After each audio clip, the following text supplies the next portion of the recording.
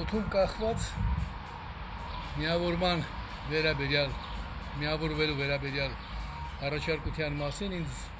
ոչ այնքան քաղաքական ուժերն են հարցեր տալիս, որքան լրագրողները։ Դե ես ասելու նոր բան չունեմ, որովհետև այն նախազգուշացումը, որ ավելի լավ է բացասական երևույթները կանխել, քան թե հետո դրանց դեմ քայլեր գործադրել, դա ասել եմ այն առիթով, երբ խոսվում էր, թե եթե սխալ բան լինի, մենք նույնիսկ հեղափոխություն կիրականացնենք, ոչ լուրջ հայտարարություն էր, երբ կա հնարավորություն նախապես նվազագույնի հասցնել բացասականը։ Հիմա դե անցյալում թույլ տված սխալներին չանդրադառնանք, դա չէ էականը, ասենք ինչ պետք է անել, երբ կա համազգային խնդիր, համազգային խնդրում միավորումը շատ կարևոր է եւ այստեղ գաղափարախոսական, գաղափարական, նույնիսկ կողմնորոշական դիրքորոշումները կարևոր չեն։ Նույնիսկ եթե լավ պետության մեջ ենք ապրում, պետք է լինի բազմերանգություն,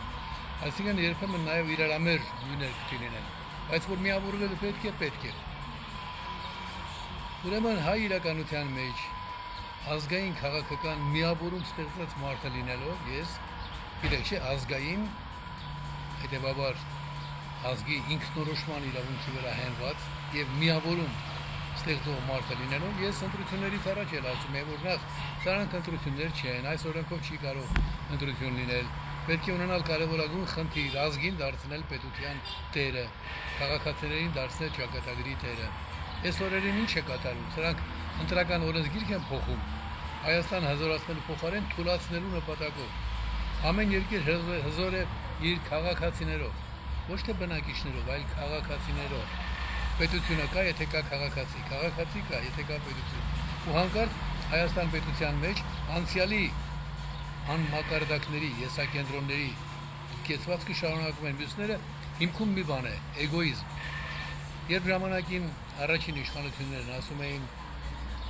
մեզ երկքաղաքացիություն պետք չի, ինձ պետք եղավ մոտ 10 տարի ապացուցելու եւ կյանքի կոչելու այն գաղափարը, որ Հայաստանից հիմնականում արհեստական միջոցներով հեռացված մարդիկ չպետք է զրկվեն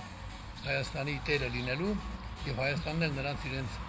հարկատունը զինվորը համարելու իրավունքից։ Դրանով թույլատնում ենք պետությունը։ Հիմա տեսեք, առաջին փոփոխությունները, որ այս անմակարդակները կատարում են, ավելի ճիշտ կլինի ասել եսակենտրոնները ինքնասիրահարված եւ եսապաշտ, անձնապաշտ իշխանության եկածները։ Այն է, որ այնպես անենք մեր դուքանի տերը մենք լինենք, բայց սա դուքան չի, սա հայրենիքն է։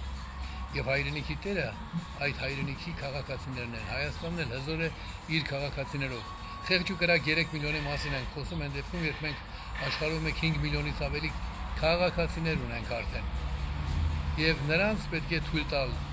լիարժեքորեն մասնակցելու Հայաստանի քաղաքական կյանքին առանց որևէ խտրականության։ Հիմա սրանք ասում են Հայաստանի քաղաքացի եք, բայց խտրականություն կա ձեր նկատմամբ, որովհետև դուք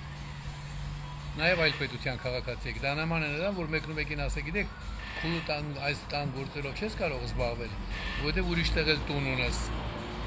Ուրիշ տեղ էլ տուն ունի, իր պարտականությունն է, իր իրավունքը։ Հետո խոսում են տարբեր ինչ որ արգելակիչներ կիրառելու մասին։ Ծառայել ես բանակում չես տալ, չի ծառայել, ենթակա է պատասխանատվության։ Հարկ չի վճարել, ենթակա է պատասխանատվության։ Ամեն ինչ իրար խառնել պետք չի։ Ընտրական օրենսգիրքը այս պահին փոփոխում են բացասական ուղղությամբ։ Ինչ վերաբերում է միավորվելու առաջարկին, կրկնում եմ միտքս, ես մնում եմ նույն դիրքերի վրա, պատրաստ եմ աշխատել բոլոր նրանց հետ, ովքեր համազգային հարցերը ավելի կարևոր կհամարեն, քան իրենց